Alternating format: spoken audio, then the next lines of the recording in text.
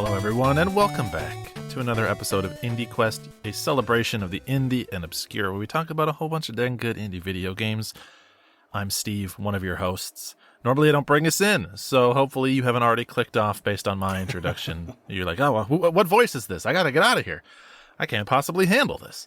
But if you still stuck around for like the 30% that don't drop off in the first 30 seconds, if YouTube has led me to believe anything, welcome to another good, fun indie episode.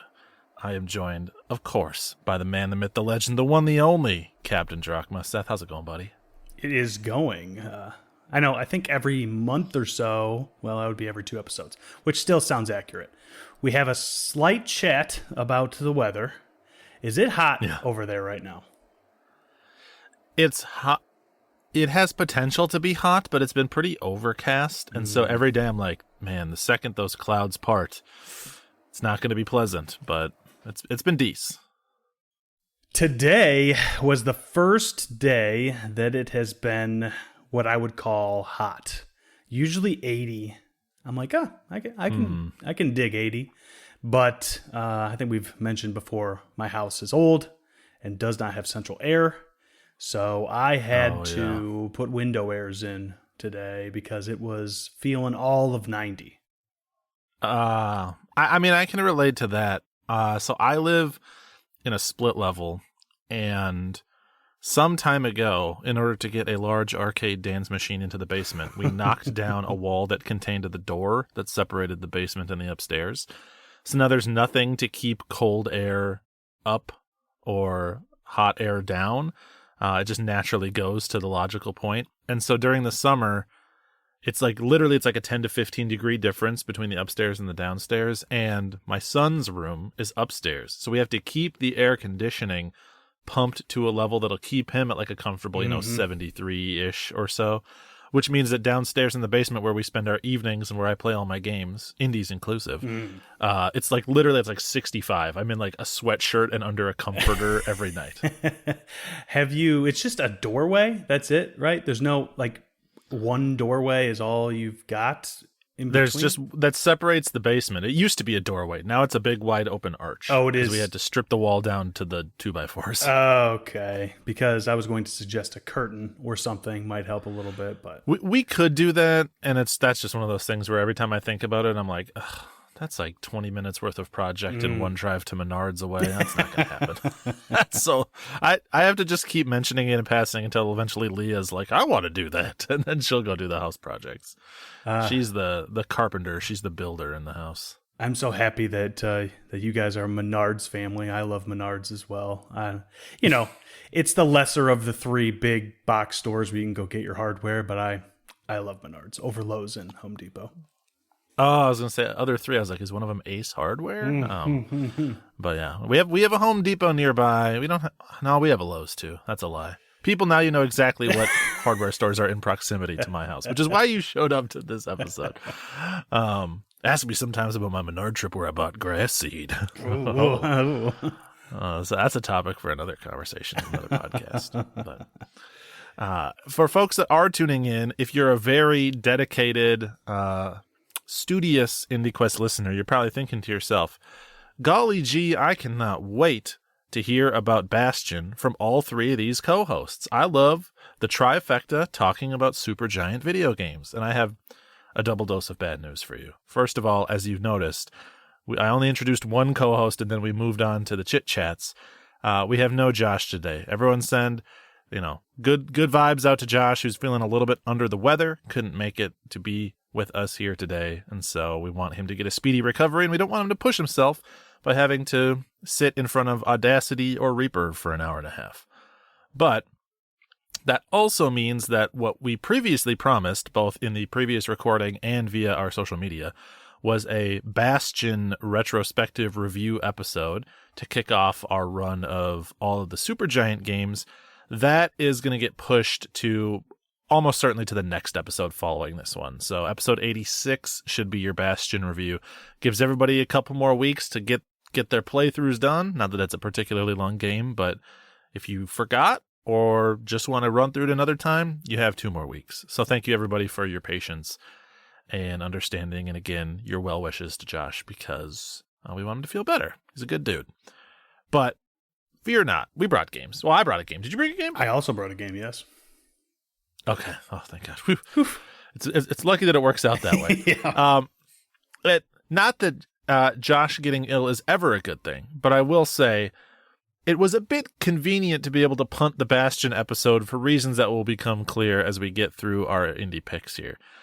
We will be discussing should I just tell them up front? Like, should we just let them know, or should I still be a coy boy about it? I think that you should let them know, because it'll keep them on the hook, and either they will completely skip by my pick and go right to yours, or they'll actually sit patiently and, take the appetizer in for what is going to be the main course. Seth is going to introduce his game, and then we're just going to edit in 10 minutes of radio static and see if anybody notices, or if they just jump to the timestamp for mine. We'll know when everybody says nice things to me in the Discord, like, oh, good job, Drachma. I'm like, oh. I would normally never reveal it up front, but because we're going to have a spoiler section at the end here, I feel like it is worth sort of preparing folks for how the episode will go. Both Seth and I have been very hot on the recent release Animal Well, and so we'll be talking about that as our second pick of the show. But as we always do in our traditional format, we are going to first bring the game that the captain brought. And he's going to give us a breakdown, and we'll put it on the quest log. So, Drachma, you're pretty much forced to go first. What do you got for me, buddy? I will mention, before I bring my game, talk about my game, the quest log. Josh always does this. We're so bad at it, and that's why we miss Josh so much. Love you, Josh. The quest log. There's two sides of the quest log. One is the main quest. The other is the side quest. A main quest game is something we recommend to everyone. It's a personal favorite of ours. Something that everyone out there should go play as soon as possible. Side quest is usually more niche, maybe a little bit on the shorter side, maybe not quite the value that you expect. Or maybe it's a 7 out of 10 game versus a 9 out of 10 game. It's very subjective where we put things, and my side quest might be your main quest and vice versa. So with that, I will get into my only pick today, and that is a little game called Minit. Oh, good pick. We're going to have now, this is cheating because we only have two of the co-hosts, but we're going to have the rare episode where everyone has played all the games that are being discussed today. So you have played Minit. I have, yes. I was a little sneaky little guy, and I decided to make sure and see if you had. And it looked like you must not have played Minit on PlayStation. Yes, I think I played it on Switch. It was back before I had a healthy respect for trophies the way I do now. But it might even been PC. That doesn't sound like me. It's probably Switch. But yes, I have played it. Cool. All right, so Minit. Released April 3rd, 2018. Developed by JW, Kitty, Jukio, and Dom. And I believe those are 4 different people. Probably their screen names, but those are 4 different people. As we do, Steve, we all have specific publishers that we really appreciate, and it is one of my goals to eventually bring, or, amongst us, eventually bring every game that Devolver ever published. So here's another one. Devolver Digital published Minit. And it was on basically everything. It's very much a toaster game. PC, PS4, Xbox One, Switch, and mobile. So, overview of Minit. It is a timed, run-based action-adventure game. Yeah, I would say that. It's Zelda on a time crunch. Right. And the reason I say run-based, it will all become more clear as I get into the gameplay, but it is segmented, I will say, and has a lot to do with the title of the game. But before we get there, presentation, it is black and white, 8-bit graphics, kind of, the graphical style reminds me a little bit of black and white Undertale in a way. Yeah, I can see that. It's like black and white 8-bit kind of. Right. And I don't know if you ever had one as a kid, and maybe it was just me, but did you ever have a Tamagotchi? Or do you know what a Tamagotchi is? Of course I know what a Tamagotchi is. Your face looked like Okay. I was trying to remember if I ever had a Tamagotchi proper. I don't think I did. I had the Pocket Pikachu, which was functionally very similar. Right. So the characters in this game remind me of Tamagotchi characters. Very rounded, big mouths on them, and it's just, your character, and then all the NPCs are these little sprites, but very not human, right? Very animalistic sprites. Yeah. Kind of like the sprites that appear in the menus when you're looking at your party in one of the early Pokemon games. Yes. The little representations of the different types of Pokemon. Yep. Perfect. Story of Minit. I would say it is minimal. I was going to say, I don't remember it, so that didn't leave an impact if there's one. You're basically on an adventure, and you don't really find out what's going on unless you really look at what NPCs are saying, which is an interesting thing about this game because of how the gameplay is. You don't click on NPCs to talk to them. They just all kind of talk to you as you run by them, which makes sense because like we mentioned, you're on a time crunch. But you're on an adventure to basically find out why all the swords are cursed and eventually fix that issue.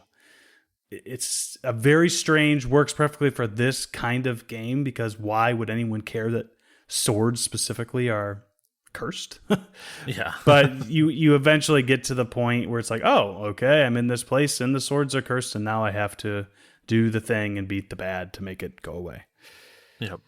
Which finally gets us to, I think, and this has been several games in a row for me, but certainly the whole reason we're here for this game is the gameplay. So, like Steve said, it is a 2D Zelda-like, but it is segmented into what I would call runs. I'm a roguelite kind of guy, so I guess that's the way I think about it, but you have a timer in the upper left-hand corner, and you only have 60 seconds before your character, regardless of what happens, where you're at, your character will die in 60 seconds every single time. Yep. It's seems intimidating at first, and honestly, I think that's why I held off on playing this game for as long as I did. But it really isn't all that bad, and it's kind of creative, and I ended up enjoying it a lot more than I thought I would. So basically, as you set off, you maybe walk into some place and find some sort of item that's going to help you progress. Then you die.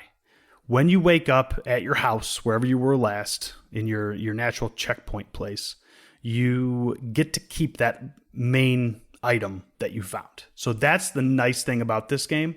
Honestly, in a way, unlike your typical 2D Zelda, you would go find that item and then you would walk back to wherever you had to go and then go in a different direction. But Minit almost eliminates that walk back in a lot of ways. Yep.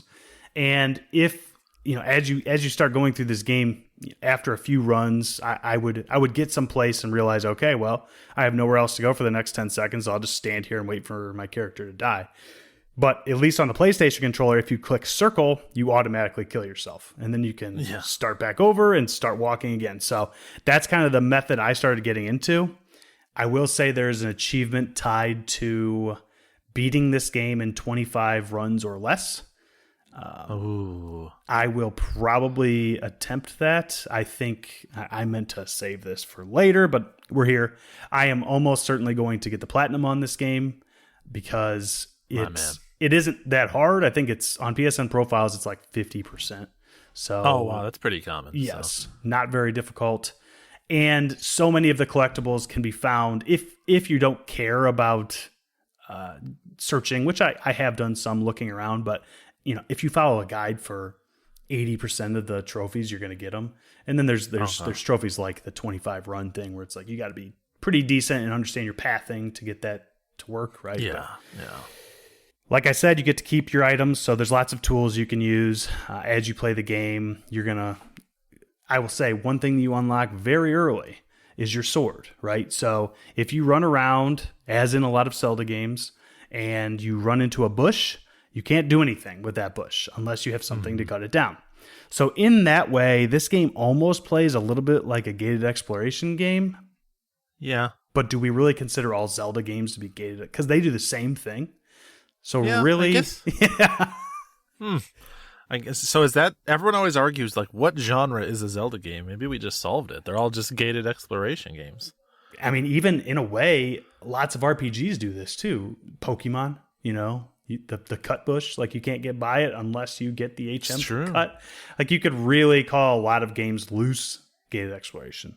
But I would say that this is very much a Zelda-like. And then the other thing that you can collect, other than the stuff that you actually use, are collectibles, which are coins, heart containers, which heart containers actually make it so you have more life. There are enemies in this game that you have to fight.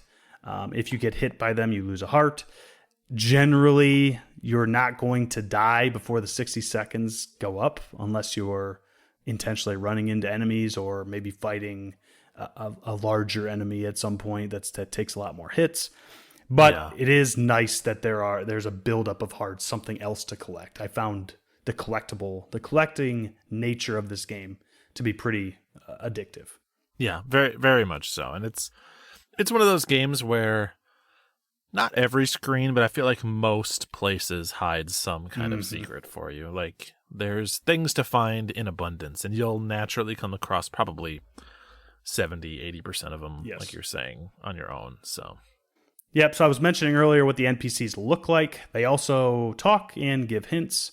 So as you run by them, they'll often say, oh, go over here, go there. And that's kind of your clue to where you should travel next. You start in a house, which is your house, but as you move through the game, something that was intimidating for me, but as you keep moving through the game, you end up unlocking more houses or other places that you can stay the night. So basically, it's a checkpoint. So if you die the next time, you won't go all the way back to your original house. You'll start in a new house, right? And eventually there's even more that unlocks where you can actually warp between them pretty freely. So it ends up becoming a pretty easy breezy playthrough in terms of getting around to where you need to go. I would say that most of the puzzles are simple but effective. Lots of block pushing, button swiping, things like that. Yeah, I mean, the game knows that you're on a time crunch, and when you feel pressured for time, your critical thinking capacity is sort of naturally reduced. So I think they lower the difficulty of the puzzles a bit to accommodate or to account for that. Honestly, as I was playing this game, the 60-second timer is kind of cool, but I was playing it like, man, this is a perfect setup for a sequel where they make it more puzzle-based and give you more time. Most people would be like, oh yeah, minute 2 or 2 minute.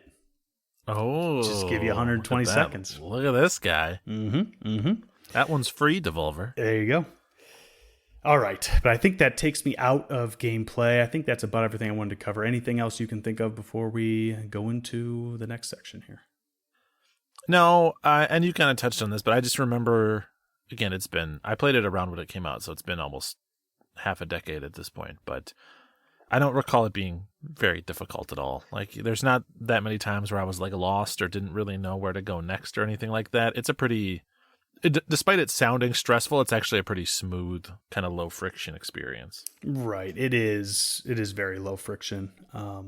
Especially if you're not going for 100% completion. Your, I would say, first playthrough before you go back in and start collecting stuff is very easy breezy. You're going to get a hint from somebody that tells you where to go. Almost once you complete something of a main objective, the next NPC you see is going to say something that's going to be like, oh, okay, right. This is what I need to go exactly. do. So that leads us right into music. I don't know if you remember, but I felt like the music in this game was one of the best qualities of it. Chip tunes, but layered in with kind of some instrumental. Very good adventure music, a la the Zelda series. And honestly, kind of reminds me of Shovel Knight in some ways. Kind of bombastic. We're going on an adventure, upbeat, very fun. Yeah, like really high energy chip tune. Like more so than even most chip tunes of like the 80s were. Right. Like there's a couple standout songs. Like the freaking Pictionary theme that go ridiculously hard, but yeah, it's kind of like this is what you remember chiptune sounding like as opposed to maybe what it necessarily always did. Absolutely. So that took a little bit more than a minute, but was nearly a minute. Pretty quick explanation of this game. I think a lot of people have played it, but it absolutely, I felt, deserved to be on the quest log, and I wanted to bring it. And like we mentioned at the top, we had to do some shifting, and this was a quick one that I could get through in a night, in a morning, right? So I'm happy to have been able to bring it. Very appropriate pick for you being on a bit of a time crunch, picking a game about being on a time crunch. Mm-hmm. I have one completely unrelated question for you. Given that you obviously enjoyed it because you're bringing it here, have you ever played on the PSP the game Half Minute Hero?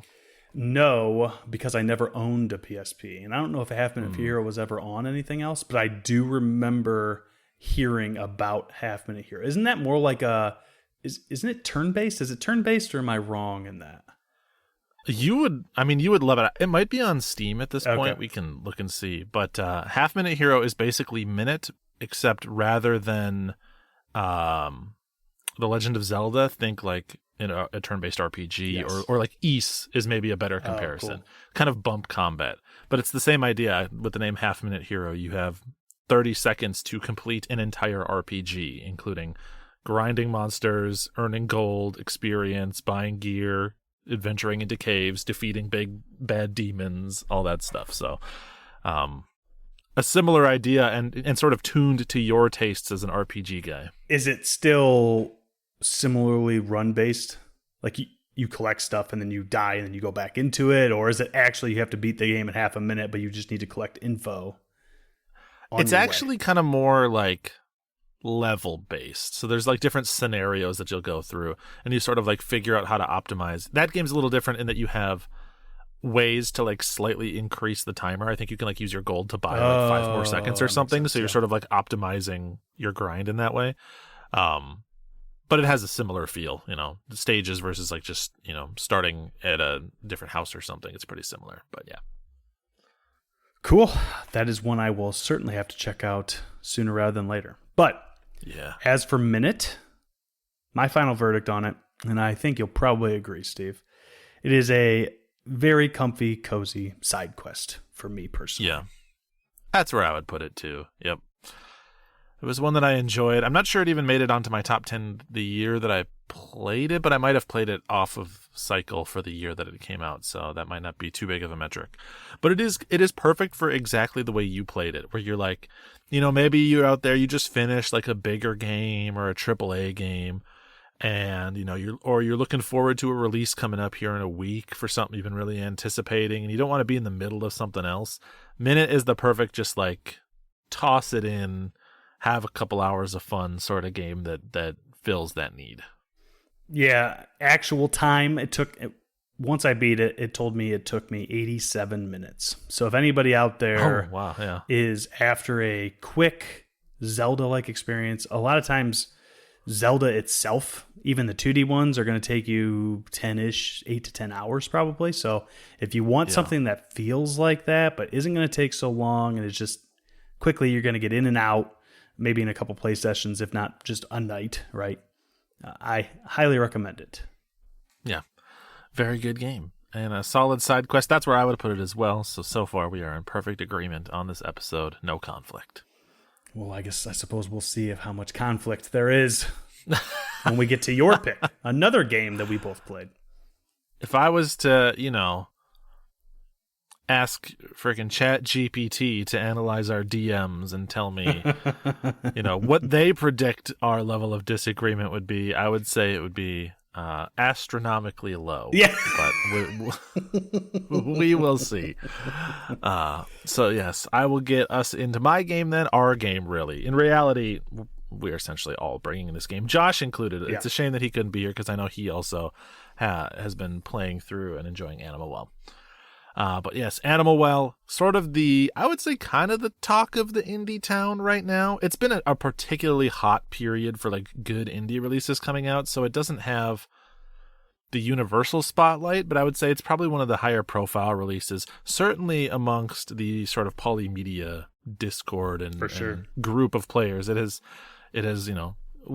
caused a bit of a wave running through things. We'll have an easy synergy square this coming polykill. I'll say that for sure. Animal Well has earned its own thread at this point. Yeah. Which that's like Hall of Fame games get to do that. Elden Ring did, right? I mean, there might be a Zelda one. I'm not sure. But yeah, all achievements across all platforms only have one thread. So that's the right. competition here. Yep. But yes, Animal Well, it is developed by a single human being, which is insulting, named Billy Basso. The boss. I believe they're a former game developer. I don't remember exactly where they worked, but I think they basically worked in some indie and some AAA spaces, and then they split off and they solo developed this game on their own over the course of like the better part of a decade. Like a ridiculously long time. They've just been chipping away.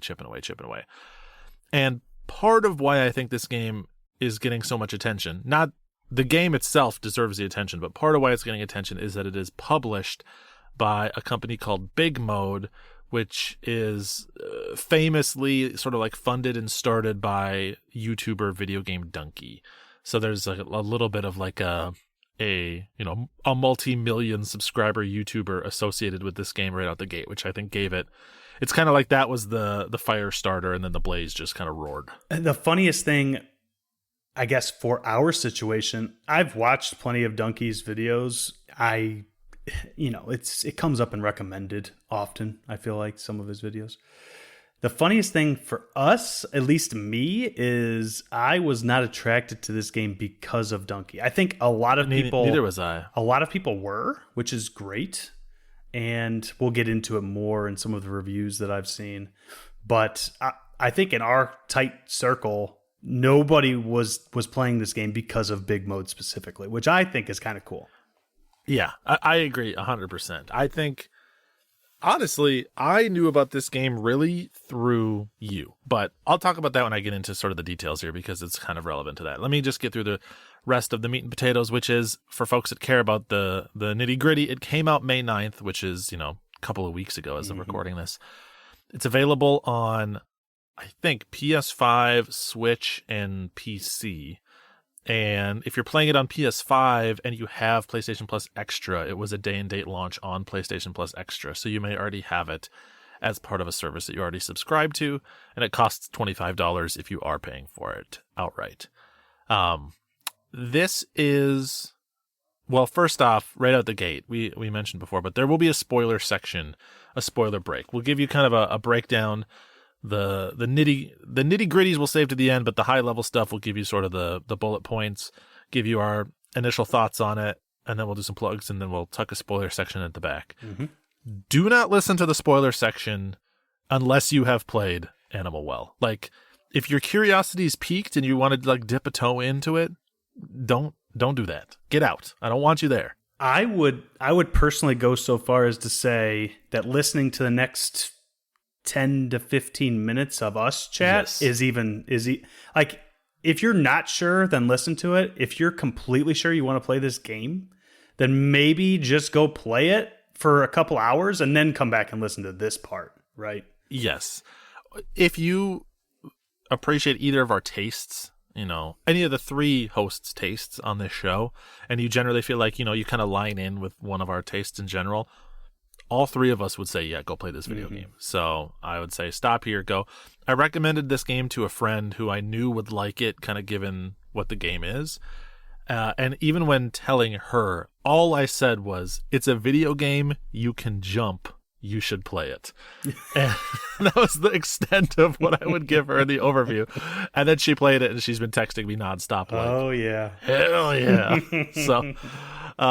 So yeah, tread with some caution now, much caution later, I'll say.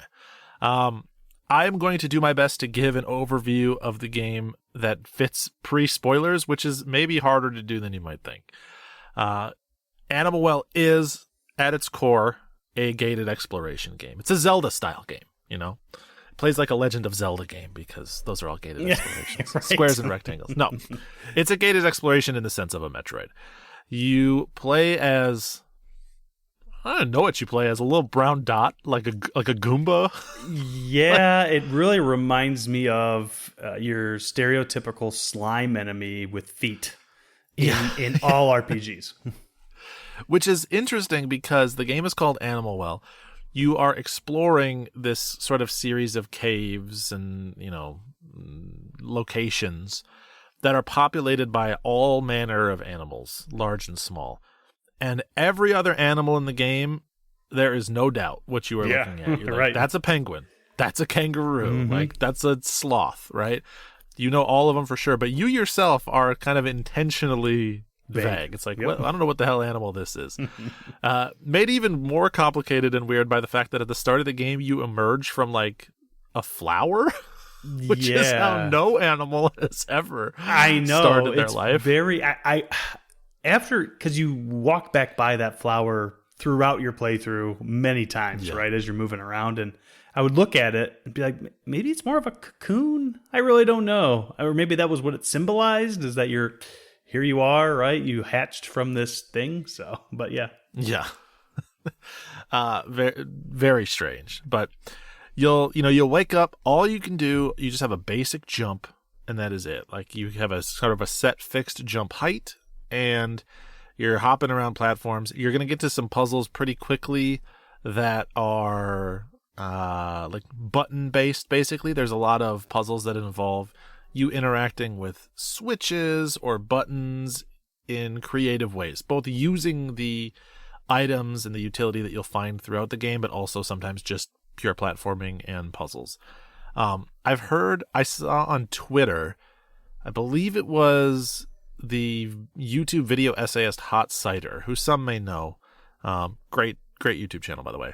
They referred to this as like, what if Donkey Kong 94 was a gated exploration game? And I was like, yes, dude, that is so spot on, because it is that type of puzzle. It's sort of like, challenging you to like parse a full screen's worth of information, figure out what needs to be done, and then also sort of execute the solution, often under a time crunch. Mm-hmm. Yeah, I mean, it's the majority of puzzles in this game can't, like you said, are within one screen, which is interesting, but there's always something more to almost everything, right? Sometimes you have to take information you got from the previous screen and utilize it in the screen. There's a whole bunch of stuff that goes on that, like I said, you shouldn't be here if you want to be spoiled at all.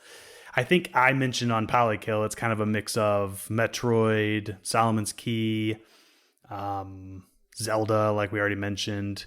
And I would also sprinkle in Tunic, I suppose. Yeah, which kind of tells a lot of people all that they need to know. Yes. And if you're really observant or really have a great memory and you remember, previous Game of the Year lists that I've constructed, you will perhaps understand where this discussion is going.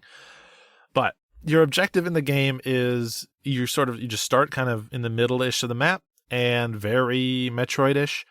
Way out in the dark recesses of the unexplored map, you'll see these 4 flames that you need to get to, and it's like, those are your beacons. That's your objective. Go get those 4 flames to, again, very Super Metroid-ish. It will kind of give you access to the remaining portion of the game from that point. Anything else involving gameplay, down to even, in my opinion, the power-ups that you find, even the earliest of power-ups, I am putting behind the spoiler wall, because this game is so creative. It is, when you say gated exploration, people start to make some assumptions. They're like, okay, well, fairly early, but not right away, I'm going to get a double jump, and that's going to let me access higher walls and stuff like that. No, that's not the type of stuff that you're discovering in Animal Well. And complicate that by the fact that this is a entirely combatless gated exploration game. You do not have weaponry. You do not attack things. You're just solving puzzles. You have to approach certain situations cautiously, and there is still threat to you, but your answer to that threat is not combat. It is not damage. But yeah, I will mention, as Steve already said, we're not going to talk about the tools that you can use, but I can always cut this out, Steve, if you think it's too spoilery. I think that this might be one of those games that does the best of not telling you how to play it.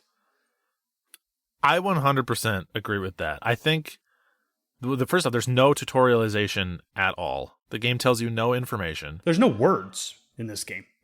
Like, yeah, at all. There's nothing telling you what to do.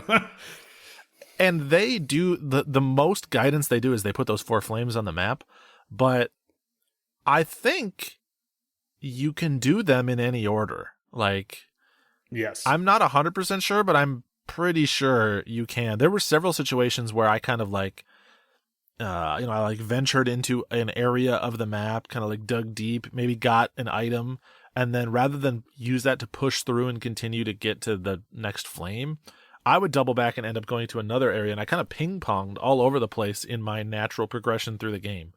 Yes, I also did. I would get almost there every time, and then there's always something shiny that you kind of like, oh, let's what's that thing do? And then you start messing around with that thing, and then you are at the complete opposite end of the map by the time you look at the map again, especially as you start playing, which I think is excellent game design. Yeah, extremely. And I think some people will get nervous when we say that there's no guidance, but this reminds me of Ultros, which I brought to the show not long ago. There is certainly some invisible developer's hand guiding you in ways too subtle or intelligent for me, an average player, to fully understand. Because in spite of that, I was never like truly and genuinely stuck. There were times where I had to be like, where should I go now? But whereas in other Metroid or gated exploration games, you might say like, well, now I don't know where I need to go. In Animal Well, it's much more, I just have to pick one of the many, many threads that I could pull on and go in that direction and see what happens. And almost universally, that was the right call. Like, somehow, some way. Yeah, so much of that has to do with what I would say is absolutely excellent map design. Yes. I mean, you're going to run into not necessarily an actual wall, but you're going to get to a point in this game where it's like, okay, I guess I can't go this way anymore. But when you turn around, in so many of these games, you turn around, you backtrack, and it's the most boring thing you've ever done to get to the part where you have to go next. But the level of discovery in this game, you walk back by things that you have already walked by, and you just are learning and constantly growing your brain and the way that this game wants you to play it, which I think I've already mentioned is awesome. Yeah, it is a game. It is a game of layers, and it is a game of discovery. Oh my God, is it a game of layers? Holy crap! Mm-hmm. Some of the other components that we can talk about up front. It is a kind of like a pixel art, very visible chunky pixels that you can see on the screen type of design. Has a little bit of like a 8-bit, but not how 8-bit actually looked energy to it. But it all has this like scan line filter that has like a little bit of a blur, which is usually I'm pretty neutral on a scan line filter. I'm like, yeah, I could take it, I could leave it. But this one is like so phenomenally well done that it genuinely like it adds that extra spice to the art style that makes it like stand out. It was the thing that I think hooked you to even have this on your radar in the first place. I think it really looks like if you're walking into a dimly lit or very dark arcade and you walk up to an old CRT cabinet, that is how this game begs to be played in a dark room with those scan lines. It just works. And plus it's pretty dark anyway, right? I guess maybe that's one slight detraction. It's a pretty dark game where you can't really see some things sometimes, especially if you're playing on a monitor or screen that's got some glare of some kind. You got a window around. But if you can catch it, if you can play it at night, it just shines. It's so good. Yeah. Gorgeous. And you'll be surprised that your TV isn't humming like an old arcade monitor or a CRT because it looks that genuine, that good. Like I said, the best implementation of a scanline filter that I've ever seen. And that is coupled with this like really well done, incredibly intentional sound design. It's actually a game that has very little music. Like there's not a lot of noise happening, but what is there is like, the hollow, echoey footsteps that you'd hear in a cave, or little drips, or like this very tangible, like almost tactile sound of a chain when you brush up against like a torch hanging or a candle hanging from the ceiling. Everything sounds like so crisp. It's like there's ASMR injected into every component of this game's sound design. And then they actually add bits and pieces of music, and that's where I think that this game is another way that it shines, right? Yeah. Almost all of it, there's no music.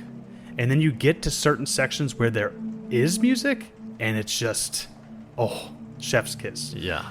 I don't think it's spoilery to talk about the fact that you can save this game. So there are places where you can save this game.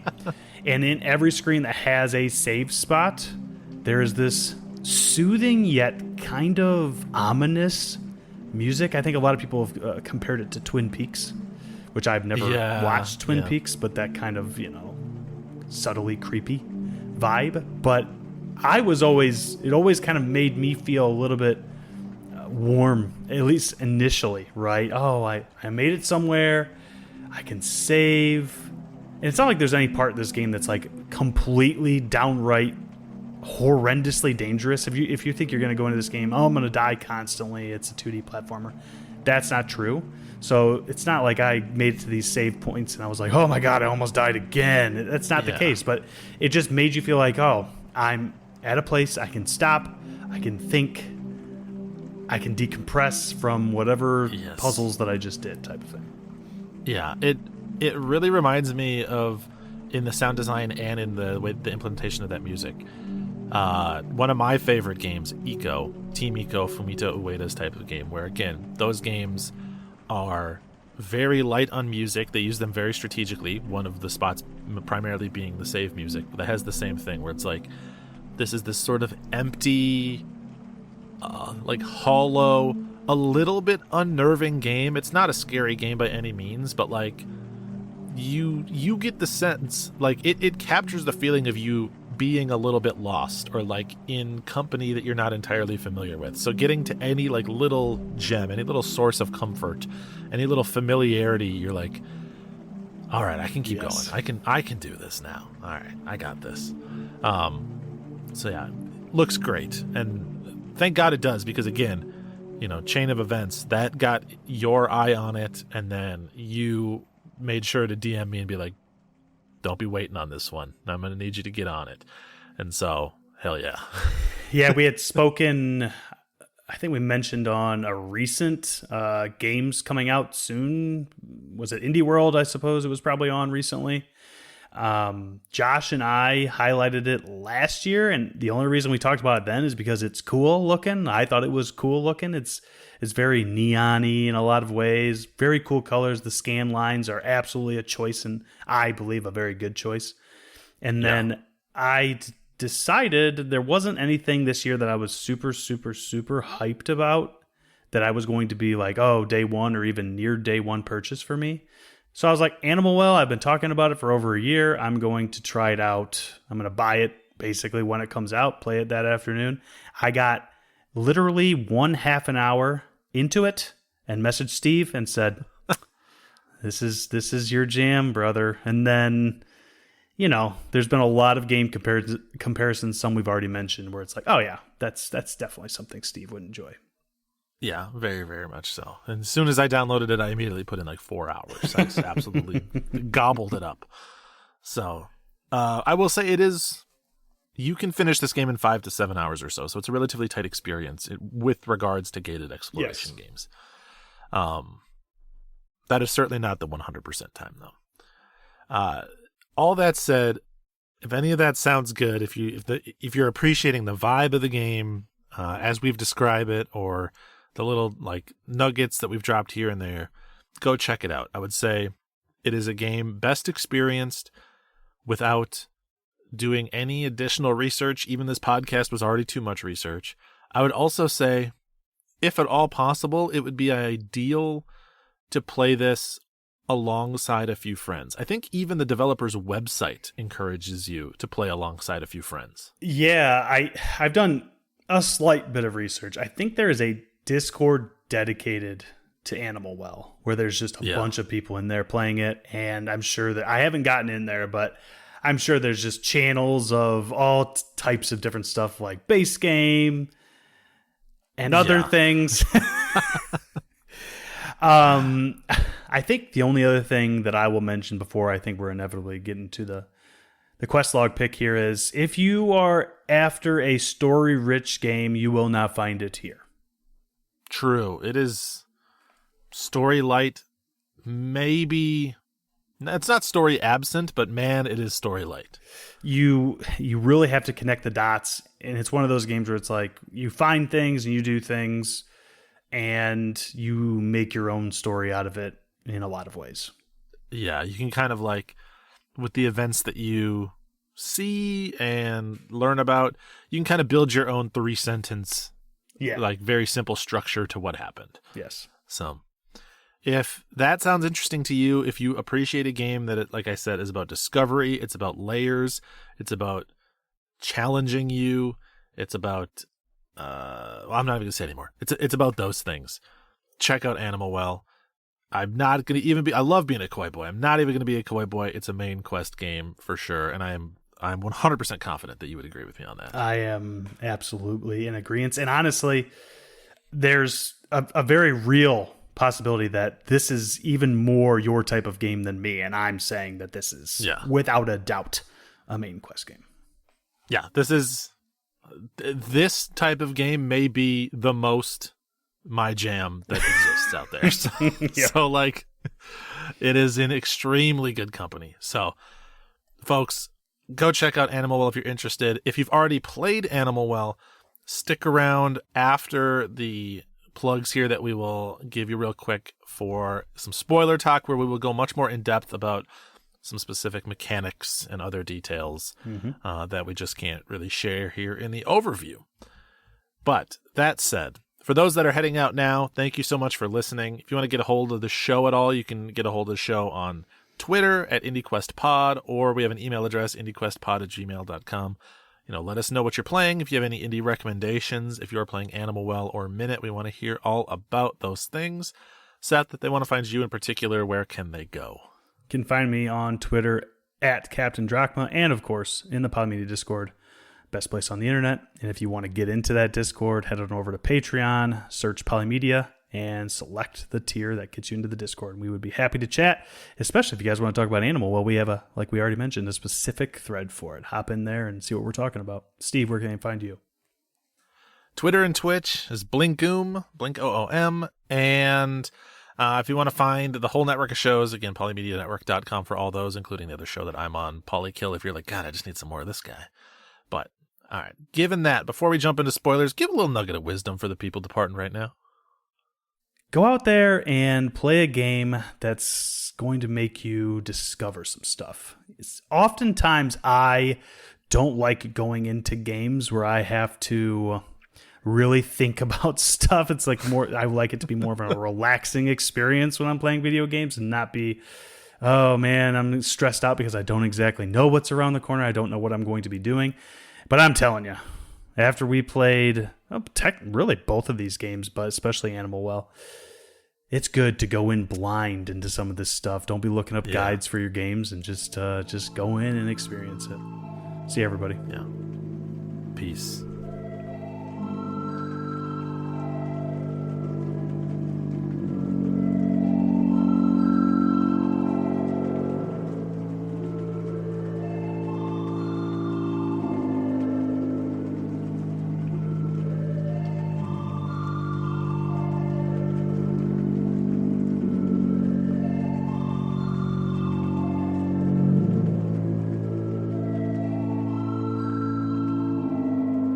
Now for the cool kids that are still around. Again, this is your final spoiler warning. If you're driving and you have your hands at 10 and 2, I'm going to give you a few seconds to pull over onto that shoulder and stop this podcast. Otherwise, you're going to get spoiled up big time. and another, a rare spoiler warning here for the people who want the spoiler section. Even within the spoiler section, we can spoil things for you because there is so much to spoil that it is almost impossible that someone has found everything. And so be warned that if you are still playing the game and don't want some of the finer details spoiled, there's a very real chance that we may still spoil some stuff for you. I think that we are kind of in like a social agreement that you and I are probably inevitably going to have to spoil some stuff for each other just to have this conversation. I think you more so than me, because I know for a fact that you already platinumed the game. I have not done so. I have not found all of the MacGuffin yet, I will say. Although I am very close, so we can get into that as long as everyone's already out of here. I will say right now, if you have just beaten the game, you are going to get spoiled. Right here, you're going to get spoiled. It is a 5 to 7 hour game. This is a spoiler discussion from someone who has put 25 hours into the game. So, yeah, I'm 15 hours in, so yes. Yeah. All right. The nerds are gone. Buddy, what do you think of this one? So I will say, I'll preface this because there's definitely a solid chance that Steve will spoil me. Although I know I've done enough looking around, and I'm pretty insensitive to most spoilers, especially non-story spoilers. I have 56 eggs, Steve, so that's where I'm at. Everybody that's listening, honestly, even if you just beat the game, you probably have an understanding that there is these things that you find called eggs, and they look like eggs that you find in the real world at your grocery store. But they're all different, and most people who have beaten the game have probably found at least 8. I think it's pretty tough to get through this game without finding 8 before that point, right? So you've gotten through that first door, and then you come back out of that door, and you look up, and you see, oh, there's more doors that have more eggs on them. So I think everyone knows. And I would say that I know there's plenty more beyond that, but there are what I think a lot of people are referring to, and we even talked about in the show proper, layers to this well. In that it's not like I'm traveling. I would say it's not Symphony of the Night so much as it is, I went through a room earlier in the game, and it turns out that room had way more for me than I initially thought it did. Yes. I have, in the pursuit of eggs or otherwise, I have probably run through most of the sections of the game 3 or 4 times. And there are rooms that I have passed through where I have genuinely found new information or found new discoveries every time I've gone through them. And sometimes it's like, I have the, sort of the tools to discover information here that I didn't before. And sometimes it's like, this was literally sitting there in plain sight the entire time, and I just walked right past it because I didn't have the context to even know I should be looking for something.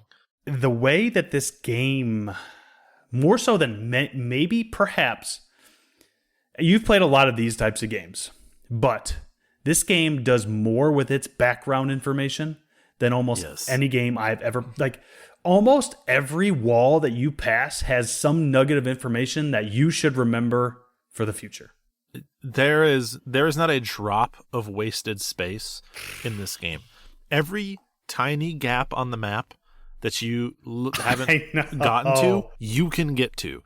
Every single room in the game, anything that I have ever come across where I'm like, oh, that's kind of interesting, or that sticks out even a little bit, or that's a one-off that I've never seen anywhere else. It always means something. It may not mean something for 15 hours, but always it is like, there is no red herrings. There are no, there's almost nothing in this game that's there for decoration. It's like it's built entirely out of necessary components. There were times when I would walk into, and this is one of the things that I love that the map does, and even what they present to you on the screen at times. There are times when you walk into what seems like a dead end, right? And you have a very small portion of the screen that you can see at that time, and the rest of it is dark. Yep. You eventually find out, and I love when it does this. It very much does the Dark Souls thing at times where you loop back in on yourself and you don't even realize you're doing it. One of my favorite things to ever see is when you see those little dynamite boxes. Yes. And you can hop on them, and all of a sudden, boom! Oh my God, I remember being there, and now the screen is completely lit up. There is no part of this game that I have discovered so far where when you walk into one of those portions where you can only see part of the screen, that there's not something on the other side that you just can't see yet. Always. And you mentioned that, like, the delight in a Dark Souls moment. This game does it so cleverly too, because the left side connects to the right side of the map, and the top of the map connects to the bottom of the map. So sometimes, you've kind of gotten on like a puzzle streak. You've gone through 2 or 3 rooms. You find a little shortcut piece of TNT. You open up a wall, and you are, from your perception, you're now on the entire other side of the map because you didn't realize you kind of like looped around back to the other side. It is the most like sprawling, ingenious world. Every time you like are exploring a lot and you're like, oh, it's kind of inconvenient to get to this particular place, you just kind of inevitably discover a shortcut that makes getting back to that place much easier in some way. It's just like, good God. And I will say, speaking of shortcuts, maybe we start to chat a little bit about the tools if you want. I do want to, yes. So I will start with, I guess this isn't the first tool you get, although I think it's pretty early, but you get this little thing that is a whistle. And initially, or flute, I guess it's a flute, but it looks like a whistle to me. Initially, you think, oh, I find this flute, and then you see these, it almost looks like pipe organ deals in the middle of the screen. You play the flute next to it. You've been going through this game this entire time and seeing these animal heads and have no idea what they are or what they do until you get the flute, play it, and the animal opens its mouth, and you can go hop into it. And then you find out there's almost this warp hub at the bottom of the screen that you can, there's all these other animal heads, and it connects you to all these places. And once you realize that that's a thing, the game becomes so much more connected with each other. And then beyond that, you realize that the flute has many more uses than just that. Yes, I would say that this will hold true for most items in the game, but basically every item has its use, and then it has another use that you would never think of until suddenly you think of it. And you're like, oh my God. So you're playing the flute, and even though you just need to stand in front of these pipe organs and play the flute, and that activates the thing, the game does let you spin the joystick around and play different notes like the ocarina in Legend of Zelda, and you're like, oh, that's a nice touch. I can go you could like legit play some serious music on that thing. I can't wait till people start to do that. Like that would be fun. Yeah, very, very much so. And then, you'll find this animal hub. You'll be like, oh, this is great. I can fast travel now. All I got to do is run back to the animal hub. But then you'll go into a lower section of this animal hub. And with, again, no guidance from the game at all. They just make it like, they just spark your curiosity enough for you to put the pieces together yourself. There's this fish in the water who's just kind of hopping around, at first seemingly arbitrarily, till you start to watch him and you're like, wait a minute. This fish is on a very specific loop of like the directions that it's jumping out, and you play your flute in to match the directions of the fish, and in like a quarter of a second, you are instantly snapped back to the warp room, and you learn that you have just found a song that at any time you can teleport back to that warp room for fast travel whenever you need to. When I first saw it, I did not figure it out right away. I was like, what's this fish doing? I thought maybe it was going to attack me because a lot of the bigger animals in this game do inevitably attack you. But this fish was just doing its thing, kind of dancing in a way. It was not until I revisited at some point and watched the fish closely. Okay, the fish is doing its thing, but when it's like going head first into the water, tail out, I was like, oh, that's something I really need. Why? No fish is going to jump out of the water with its tail out, and it's pointing down, right? So it's like, okay, I need to watch this sequence. And it's gotten to the point now where I can hear that warp music in my head. The 8 notes. Same. It is just like, it's so simple, but it's like, I can hear it. I know exactly. I've done it so many times. Yeah, I can just cruise through it.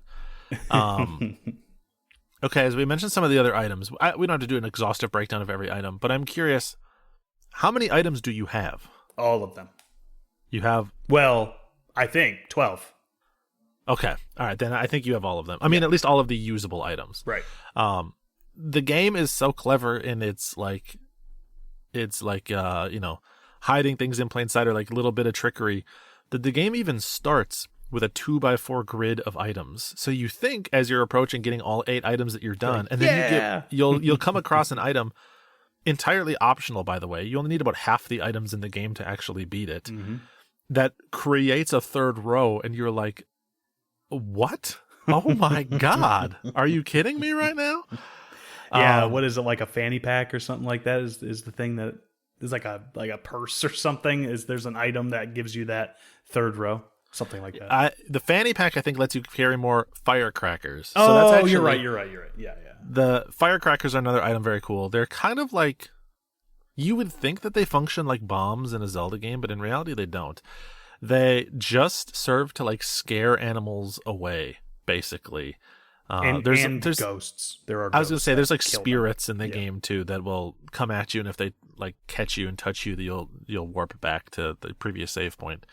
But they serve to scare you away. But even those have such this like cool visual filter to them, and like sound design where like it's a very intense like popping and crackling like a real firecracker, and it has this really colorful like half smoke, half kind of like blur effect to it, where it's just like, and is, you know, flashing all manner of colors and stuff. It's just very like puts you in a trance watching it. It's like, wow, this looks so cool. Again, like nothing I've seen in a game before. I think the firecracker is basically the first item you find, and it is limited use, which initially I was like, oh, that's kind of a bummer. I have to go find these things every time. Reminded me of Bloodborne or something. I have to go get blood vials. Yeah. But the coolest thing about a firecracker is it's the first thing you find. You find it within 15 minutes, but you're still finding uses for it in 15 hours.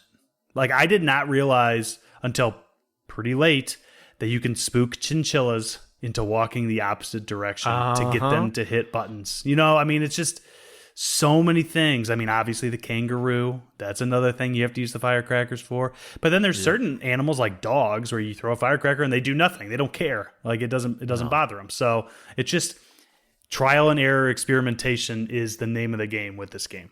Yeah. And it's funny because you're like, oh, I learned that I could throw firecrackers and scare chinchillas. And chinchillas kind of move in a way where they serve as sort of like puzzle creatures that will stand on switches or carry you across dangerous terrain and stuff.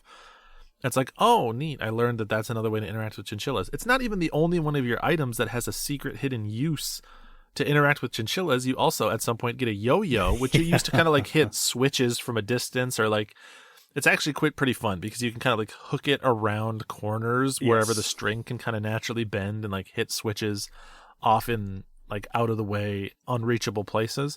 But then you also learn that if you stand on a chinchilla and you do like a walk the dog, you hold your yo-yo out and just spin it there, that the chinchilla will walk towards the yo-yo that you're controlling it on too. I think that's actually one of the things that has achievement tied to it. Yes. I think the one achievement, or like there's 3 different achievements maybe that are called find a different way to get around, and the yo-yo is walk the dog. Finding out that you can warp with the flute is another one. And then another one is one of my aha moment for this game. You get a disc, a frisbee, what I would call it, right? It's basically this thrown pink disc that you can hit switches on the opposite side of where you're at that you can't get to at that current moment, right? So a very useful item. I was early on walking up a narrow column of some kind, right? I'm trying to get up somewhere, and I needed to throw the disc to the opposite side for something, or maybe I even accidentally pushed the button. I have no idea, but I was jumping and threw the frisbee at the same time, and then all of a sudden I am on top of this thing, bouncing back and forth, and then an achievement pops saying, oh, find a different way to get around. Turns out I've been using this thing right the whole time, but I also could have been actually taking my own body and traversing across these distances, right? You can actually jump on top of it, and it's a funny animation too, like you actually spin around with the disc and your eyes like go around with it. But just that was my first, whoa, there is so much more to I need to. Part of it is like, okay, I could spend 20 minutes, a half an hour with each new item and just screw around until I find what other uses it has. Yeah, and there are so many too. And sometimes, like the game is so clever and it's so far ahead of you. So there are situations where you feel like you're getting one over on the game. There's an item called the bubble wand where you can blow bubbles. Yep. And you blow a bubble and it will kind of like just like gently float up a few squares in front of you. And then when you stand, you can jump and stand on the bubble and it will slowly sink down. And so you can kind of use it as like a double jump, essentially. You can kind of like create a little platform for yourself. And you think to yourself like, oh, okay, that's neat. And you'll use it like that for a while. But then at some point, for whatever reason, either on accident or out of curiosity, whatever it might be, you'll be standing on one of those bubbles and you think, well, what if I just jump and press the new bubble button at the same time? And it turns out, yep, that works. And suddenly you were limited by what was functionally before your jump height times 2 in terms of where you can get to. Now you can get to any corner of any screen you want. You have like essentially free movement as long as you can chain these bubble jumps together. And you think to yourself, oh my God, this is so overpowered. Like, this might even be a glitch. Like, this might not even be an intended mechanic. And so you start using it for everything. Suddenly you're kind of like dependent on it. Seriously. And then you start to realize, oh, there's a lot of spots where the developer happened to just hang some vines down in front of a gap or, made a narrow passageway where you can't create bubbles to either side of you. They knew the whole time that you would discover and do this, and they were just letting you do it in certain spots to get your confidence up before they eventually gave you the turnabout and said, like, no, sometimes you actually still have to solve my puzzle, okay? Like, sometimes you actually need to engage with the game. I know what you're doing. Well, it's funny because I had the same exact experience once I realized it. Oh my gosh, this is absolutely game breaking. But then after you beat the game proper, you find out that yes, it was cool and you kind of skipped some sections early on that you maybe didn't have to, but then they eventually just give you an advanced bubble wand that allows you to create as many bubbles as you want to whenever you want. So you're not even limited by it anymore. Did you ever discover that you can shoot the bubble below you? I don't know that I ever like directly below you. Down. No, Yes. I had no idea. I know. I just happened to accidentally click down one time. I'm like, what? I could have been creating my own platform without jumping onto this other bubble this entire time. Oh my God. See, there's spots where I probably could have used that because it's like a single tile gap, and I could have. Oh my God! Yes, now I have to go run through the entire map again. those narrow passageways, you're not limited because it's not an angle thing. You just jump up forever. Oh my God! It's wild. Yes, the amount of discovery in this game is absolutely intense. And we've only really covered the items that you can get. I mean, you can pretty much get any of these items depending on which direction you go within an hour of starting this game. Yeah, these are all kind of like, it's not a one-to-one like this, but it is kind of like the map is broken up into 4 sections. Yeah. And these are each the items that you kind of discover as like the hidden item in that particular area. What is wild though, so you'll go through this entire game, you'll feel like you've been discovering so much. You found a bunch of eggs. You've probably unlocked the ability to mark your map. So you have a map full of icons that you intend to return to later. And you think to yourself, like, oh man, I've been so diligent. I must have found most of the secrets in this game. I'm a little secret hunter. Okay, Yes. You can't hide anything from me, Animal Well. And then you'll get an item called the remote, which sends out this like sonar echolocation pulse. And importantly, it will highlight any chests in that room that are hidden behind walls. That doesn't mean you can access them from that room, but they're hidden behind walls. And so now you're running again through the entire map. And this sounds like a bad thing, but you have so much like adrenaline from all these discoveries that you don't mind doing it. Spamming this remote everywhere, and you realize, oh, I thought I found everything, and I found like a third of the treasure chests in this game. Maybe there are so many hidden out of the way that I didn't even realize. My God. And the remote, it finds the treasure chest, but also, like you might have mentioned this, but every time there is a pillar that has a switch thing on it, you can create and get rid of invisible blocks. And early on in the game, you have to hit switches to do that. But once you have the remote, it also unlocks all this stuff because, as you're playing through this game, you're like, okay, I need to hit this switch, but I cannot figure out how to hit this switch and then also jump through that block at the exact same time. It doesn't make any sense. Oh, remote. Remote unlocks. like you said, it seems like such a dumb item, but oh my gosh, I without a doubt circled as much of the map as I could as soon as I got the remote and clicked that button 7 times in every single room to see what happened. every single room. And sometimes, like you were saying, its intended function is to, in certain rooms, switch these alternating blocks on and off. Sometimes there are rooms that, like, I went through, I solved that puzzle, and I was like, oh, that room's done. Like, I made it through that room. I solved that puzzle. And then you go back with the remote and you realize, oh, when I have the access to control these switches whenever I want to without being limited to clicking the ones that I could access on foot before, suddenly I can get to a whole nother section of this room and there's something else to go find over there. Like, this wasn't even, in my brain marked, or I wasn't being processed as a puzzle even. I just assumed that I was done with this when I had written it off. But you can never write a room off. You're never done because there's always something to go back and find. Speaking of going back and finding, one of the tools, I suppose, that I got that I was like so lukewarm on when I initially got, but then so, oh my God, where else do I need to look, was the top. Oh my God. The top I'm is so absolutely bad at finding spots to use the top. It's so subtle. I have just started to use it every single floor I ever see ever because, you can't tell. So the top basically, so many of your items that you've used so far, including the disc, the yo-yo, can break structures around rooms, right? You can break stalagmite or tight, whatever the stuff hanging down is. So you can, which is in itself a very cool thing when you learn it. Oh, I have these spikes below me. I'm never going to be able to go down there. Actually, I can just toss my yo-yo down there, break that, and jump. And now all of a sudden it's a platform for me to walk around on, and I can do whatever I want, which is awesome. I love that because there's always secrets hidden in those areas.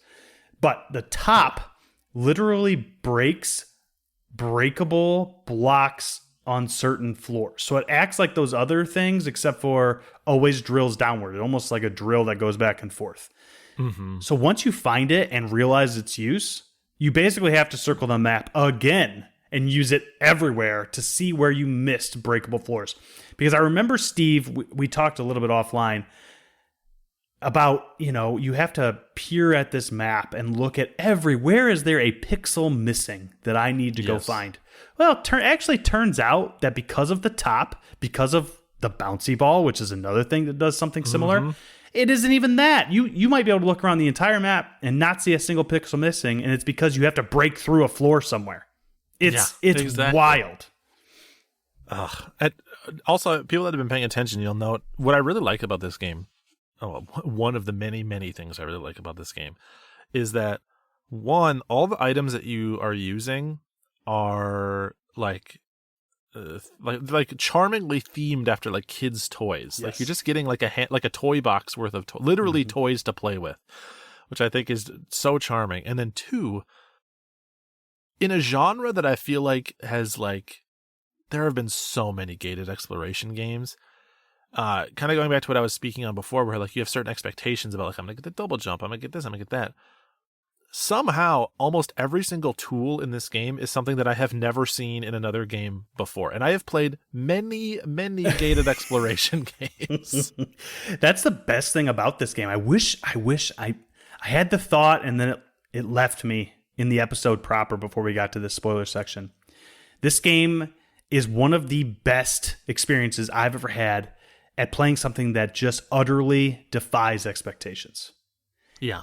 You walk in thinking it's this, and it might be that, but there's also 7 other things that you have no idea are hiding around every single corner. And, some people, everybody that's listening to this has probably played up to at least close to where Steve and I are, but there is just something to, even if you're not big into finding all the secrets. Steve famously loves collectathons. He loves to look in every corner of every game. I don't necessarily love to do that stuff, and I'm still drawn to finding because it's just addictive to find when you just get this adrenaline rush, these endorphins swell into your brain as soon as you see that chest that has been out of your sight for the last 10 hours, and then you finally find it. Yes, exactly. And I've talked about this in other reviews and stuff. For my money, the best thing a game can do, hands down, is recontextualize its world and or show me things that have been hiding in plain sight. I love a game getting one over on me and me being like, oh my God, like I love that moment where you think I was playing this game, but now I'm actually playing this game, which is an almost entirely different game.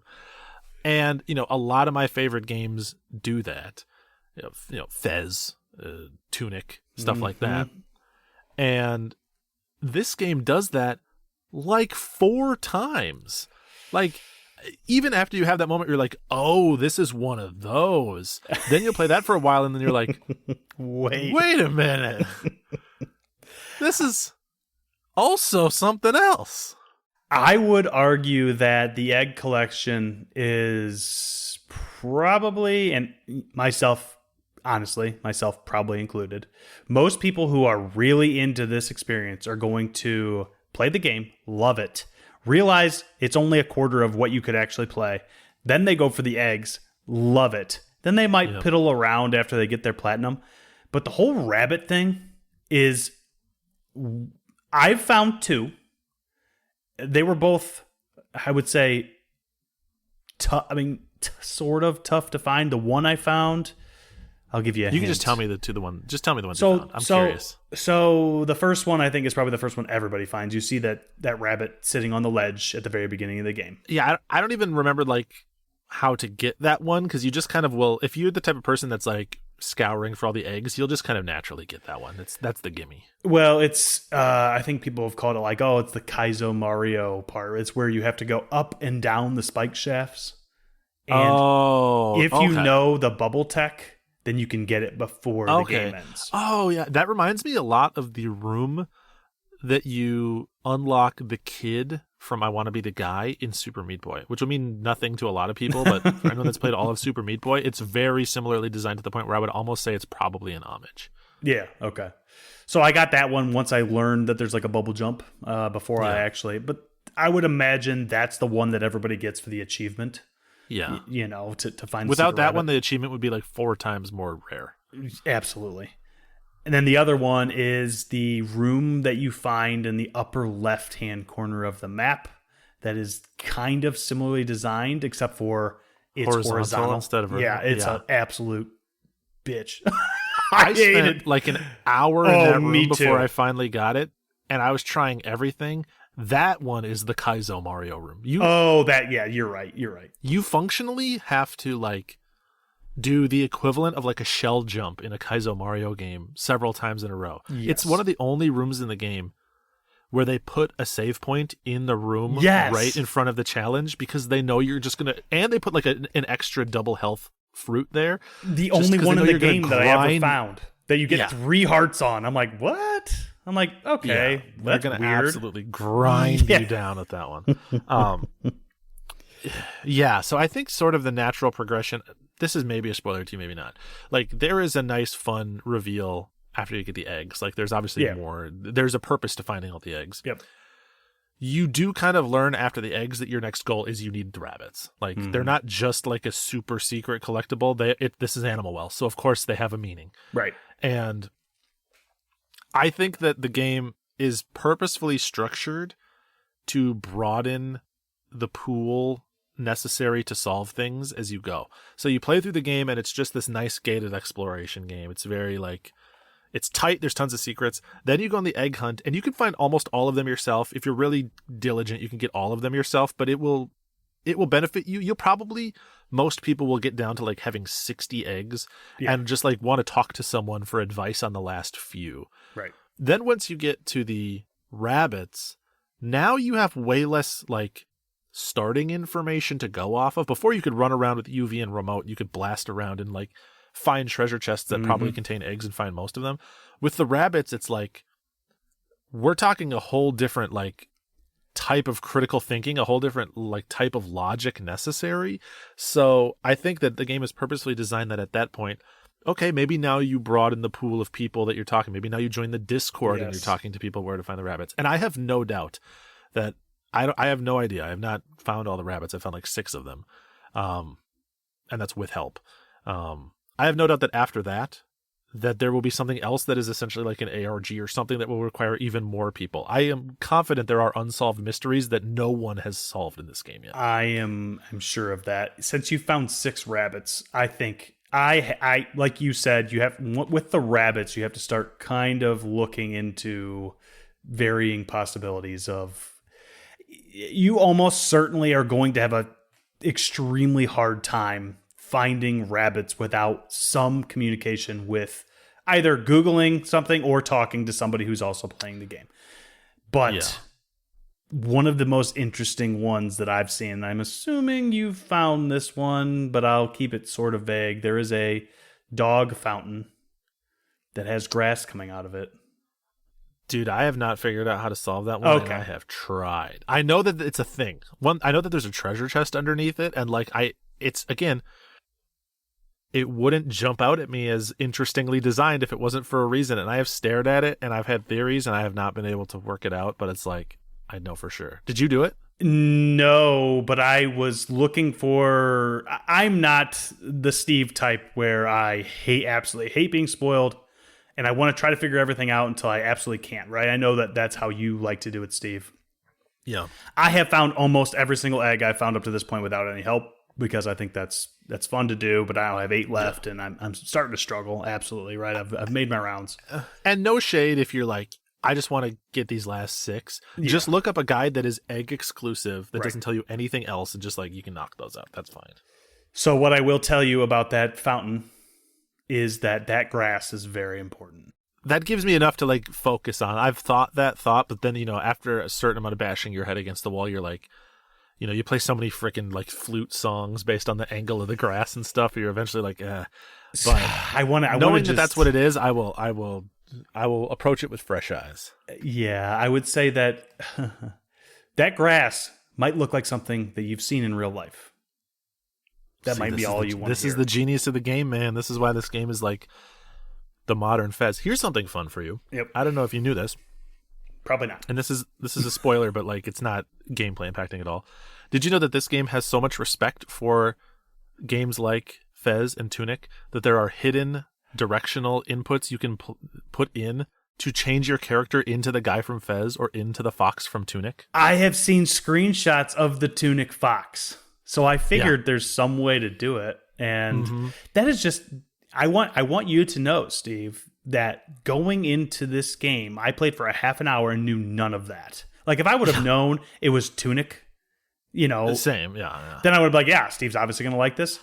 But I played a half an hour of this game and thought Steve's going to like everything that I've done so far, and I know he'll enjoy it. So I'm happy that it has that stuff. That I guess that kind of leads me to this question. Yeah. If it was only the main game, do you think it's still a main quest experience? I do.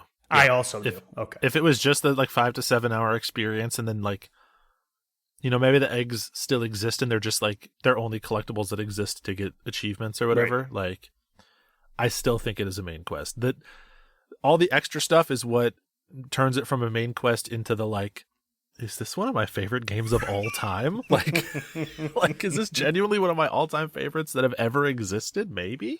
I don't know, man. It might be true. But yeah, next time you're playing, you know what? While you're standing there, just press up on the D-pad 4 times. See what happens. That's all you have to do. That's it. It's been there the whole time since you started the game.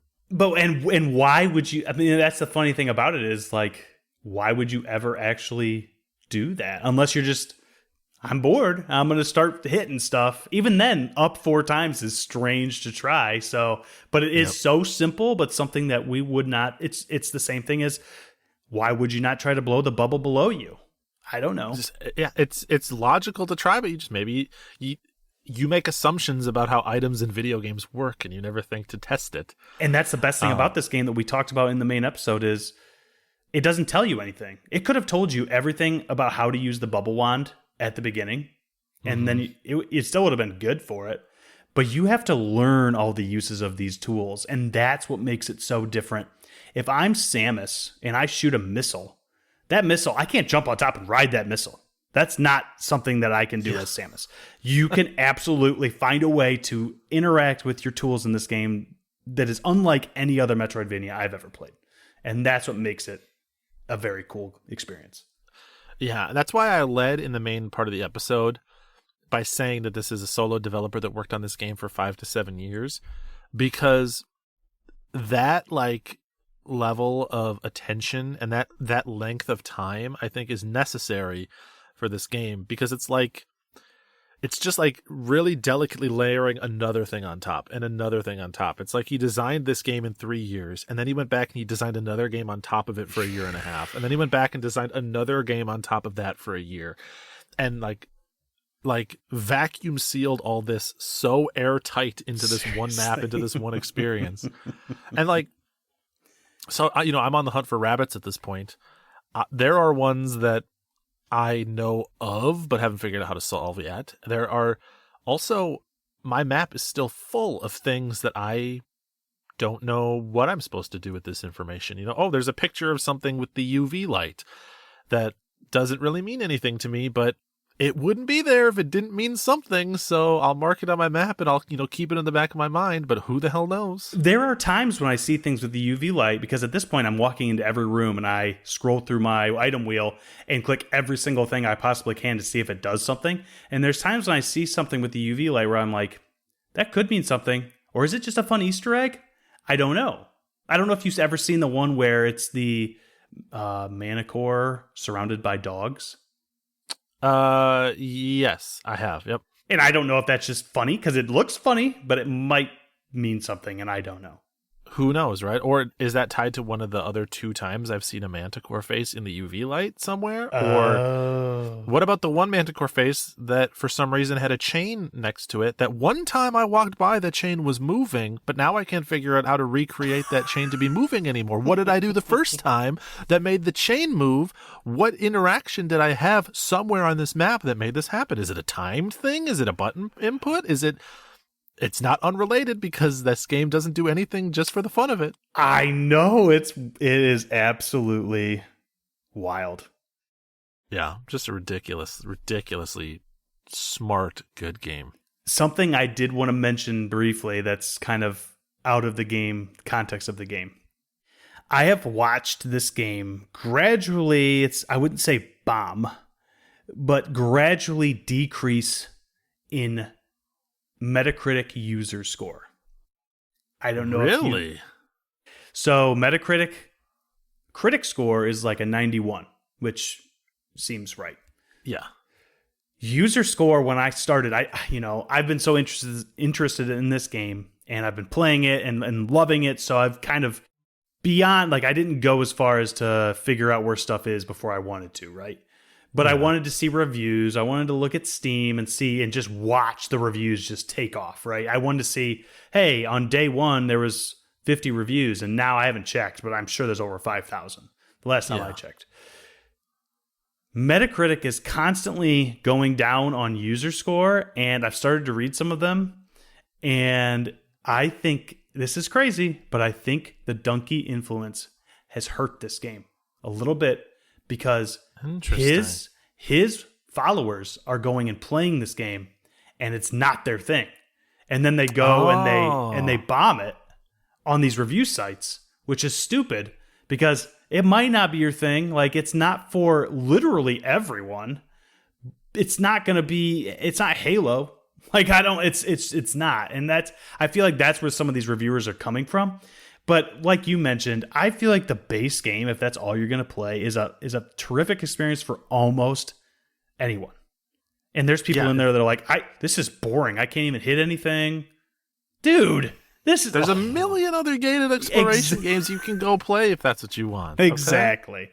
That's frustrating to me. It's just a point I wanted to bring up about this game. It's like, come on, you can't walk in and go review something and be like, well, I'm playing a platformer, but why can't I shoot things like in an FPS? Like, because that's not what it is. I don't know. That's not what you're doing here. I mean, anecdotally, in counter to that, I'm trying to think if I know anyone online or in real life that doesn't love this game, that has played it. I think maybe if he's still listening, maybe Burger Champ bounced off of it pretty early. I can't remember, but like, we have some tough critics in the Discord, and most of them are really appreciating the game. So much so that Guido in the Discord initially was like, "Nah, it's all right," and I was like, "I think it's great," just being a sarcastic asshole. But later, because then Guido came back was like, "Well, I guess it probably is because I'm just being whatever," And then later he's like, "Oh, this game is brilliant." Like that's everybody's experience. Oh, maybe a little lukewarm on it within the first hour or two. Although I think most people walk into it in 20 minutes. They're like, "This is awesome." 5 minutes, and I was like, "Oh, I'm gonna play this game for sure, all the way through, no doubt in my mind." So, I mean, you haven't made it this far if you haven't played this game at all, obviously, unless you're just like, "I'm never gonna play this game."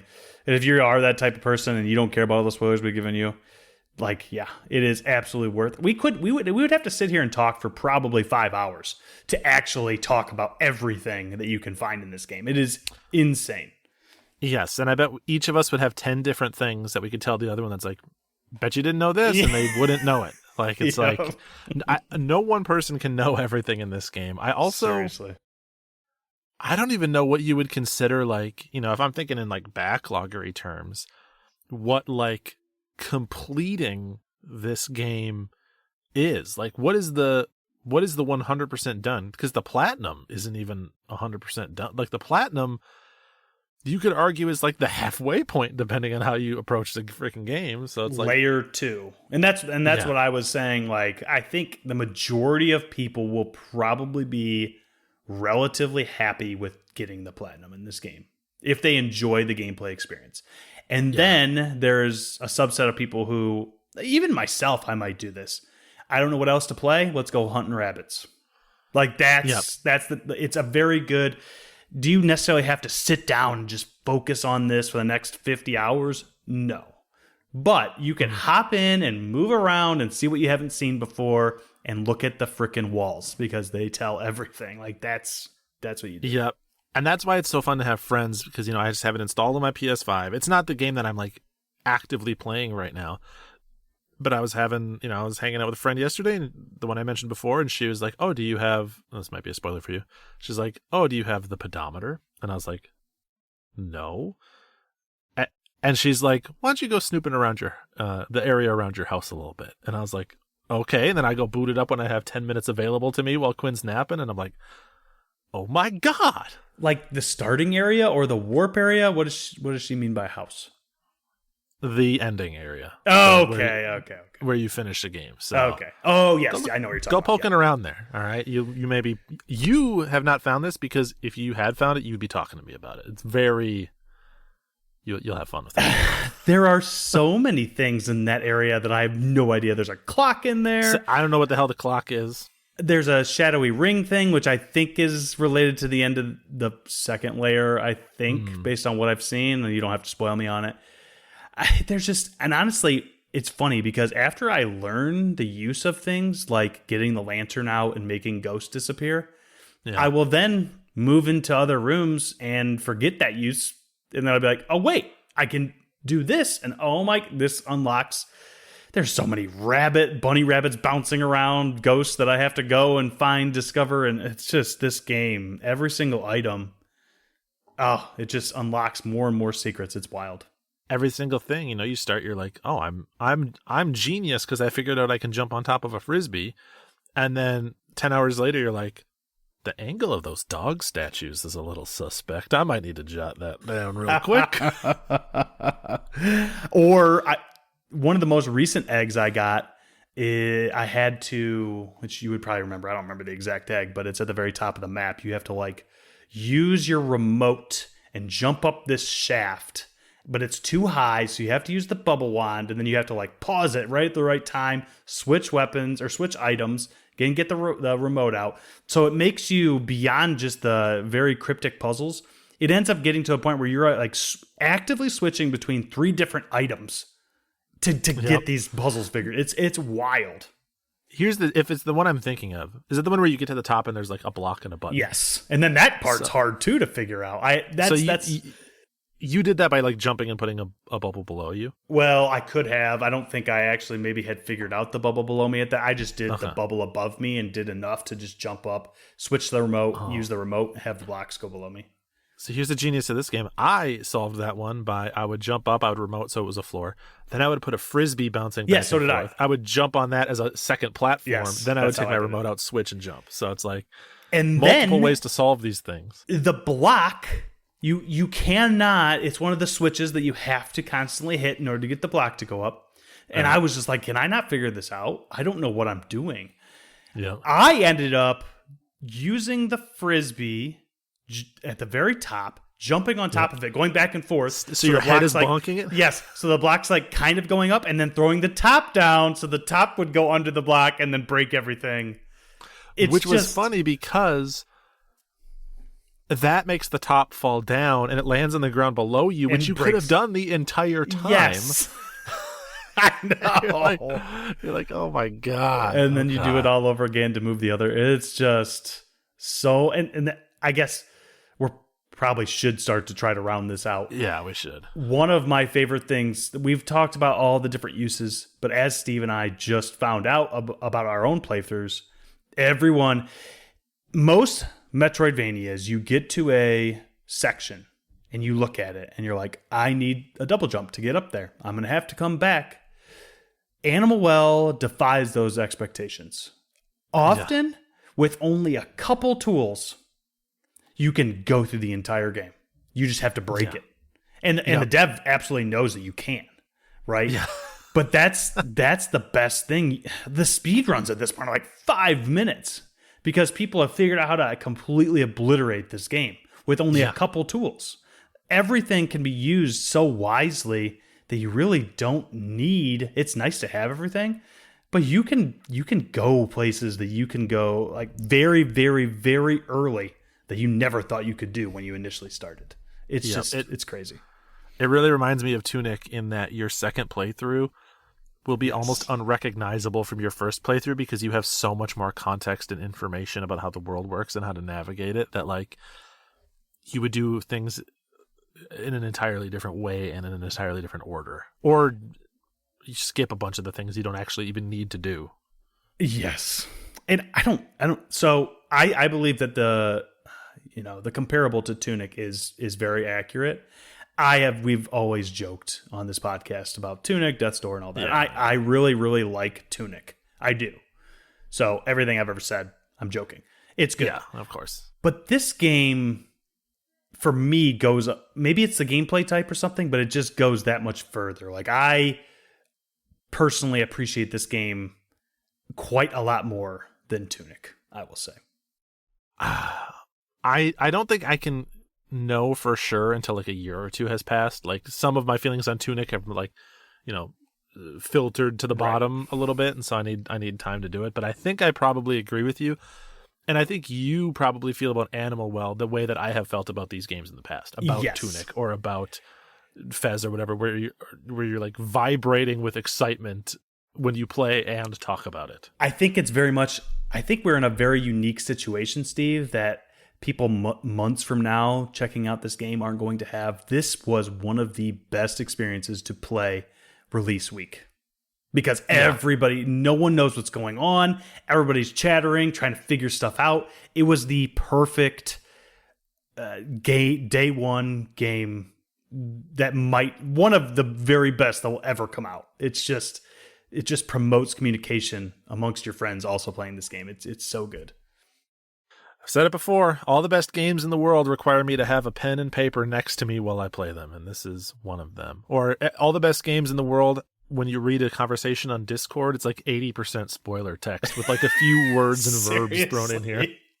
And it's funny because you're so far into the game where you're still like, do I want to click on that spoiler? Yeah, I think from context I could click on that, but I don't know. Yeah. Excellent video game. Very much so. A main quest if there ever was one. Yes. I'm going to call my shot now and say, I'm not saying it's going to be the game of the year, but like, stay tuned in December. I think we'll be talking about Animal Well again in some context. I will say it's as of now, we're in May. As of now, it's a semi-tight race between this and Balatro, which you have not played. Balatro, very, very different game, completely different, but also very, very, very good. But, it just goes to show that 2024 has had some bangers in it already. It's going to be hard for me thinking about this and Ultros, which are two gated exploration games that both do things very differently, but like both defy gated exploration expectations. Which is good. That's what we've needed. We've needed Metroidvanias to not be where's the double jump and the missiles. Like we need something else. So this is good stuff. I'm telling you, man. 2024 is the year of the indie. It is. We are eating so good good year to have an indie focused video game podcast. I gotta say, it is indeed. All right, folks, we're not going to do another round of plugs. Thank you for hanging out with us and for the last 45 minutes of this episode. Basically, again, just listening to us vomit enthusiasm and exciting discoveries that we found with a little bit of loose structure. But hopefully, you're enjoying Animal well. Good luck finding those rabbits. Absolutely. Go flip on your PS5 or whatever system you have to play it on and go searching again. See ya. See ya.